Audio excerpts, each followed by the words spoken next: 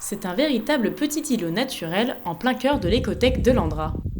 Pour l'été, l'Agence nationale pour la gestion des déchets radioactifs invite les curieux à découvrir différents milieux naturels recréés par l'agence en 2022.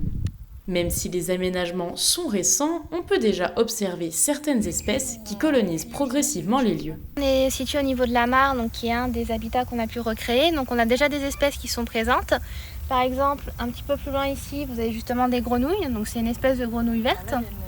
Muni d'une tablette, le visiteur se promène à travers le jardin et doit scanner des QR codes dessinés sur chaque panneau pour obtenir plus d'informations sur chaque milieu. La visite peut durer jusqu'à 45 minutes et compte 7 étapes.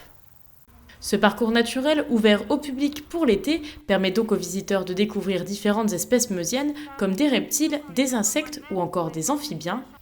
Pour l'Andra, c'est également l'occasion de mettre en avant le travail que l'agence réalise depuis quelques années.